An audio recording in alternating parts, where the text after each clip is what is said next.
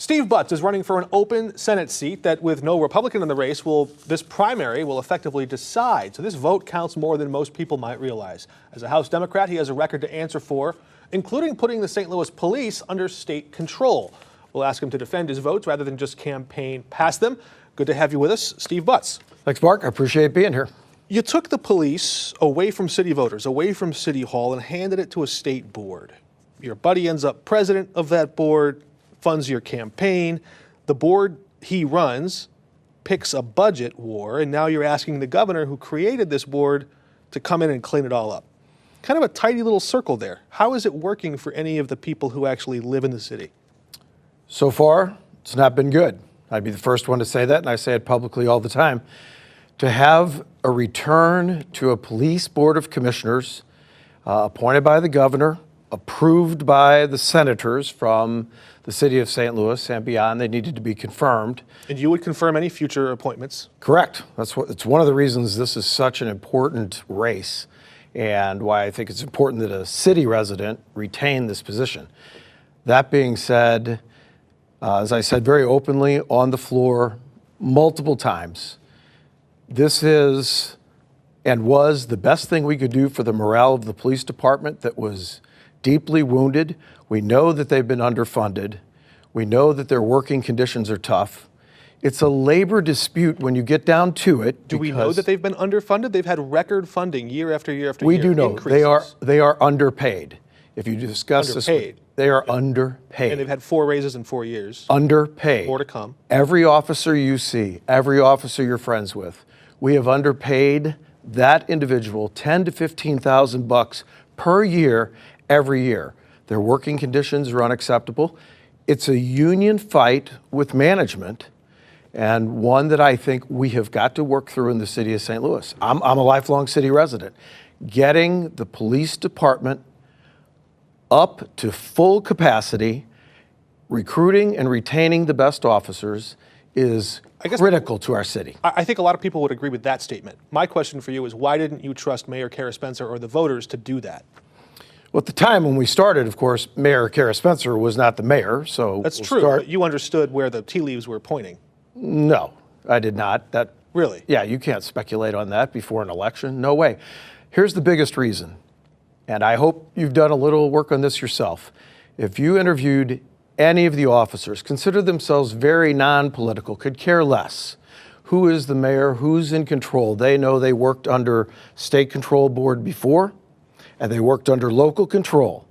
And to an officer, they will tell you it was better.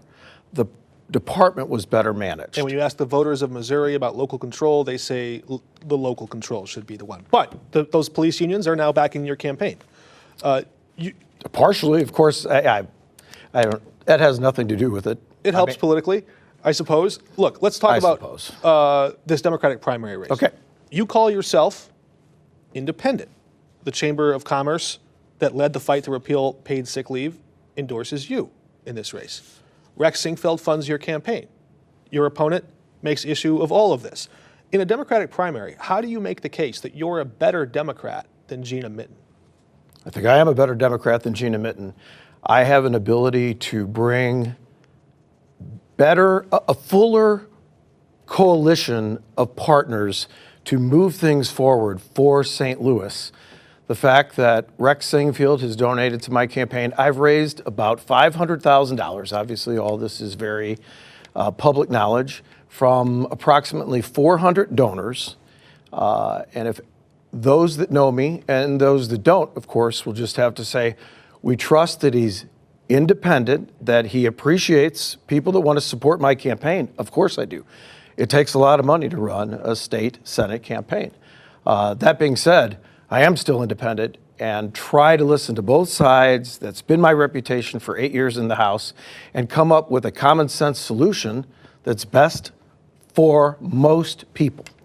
Missouri voters in a Democratic primary will likely care about the issue of abortion, and your opponent has raised this issue too. On abortion, you supported the 2019 ban before you ultimately opposed it. On the hardest recent vote, you chose present. In a district that overwhelmingly backs abortion access and abortion rights, is voting present taking a position or a dodge? No. When we've had the last couple votes that were on bringing back Amendment 3. I voted no. I spoke against it. My vote from 8 years ago, when I could not get exceptions for rape, incest, serious health considerations of the mother, life of the mother, on that bill, I changed my vote. That the bill that we actually voted on was too extreme. And I'm going to challenge you on that I vote present almost never on anything of importance. Okay. We'll correct the record on that. Correct the record on that. Always do. Thank you. I want to ask a question about your day job. Yep. You sell insurance. I do. The insurance lobby funds your campaign. Partially. And you write the laws that regulate them. To some, that might look like the Fox, the Hen House, and the zoning board all in one guy. Why should tornado survivors trust that? What steps do you take to prove to voters that you're voting in the public interest, not your own? When issues of insurance regulation come up, what steps do you take?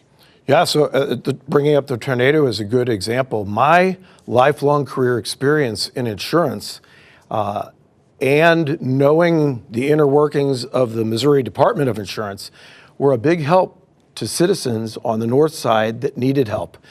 There are many people, 2 town halls I spoke at, and I was like the insurance liaison, I'd say. I tried to help people file their claims, explain to them the difference of the coverage that they had, how they could fill out the tax credit that eventually passed to recover up to $5,000 to help you recover your deductible for damage that occurred during the tornado.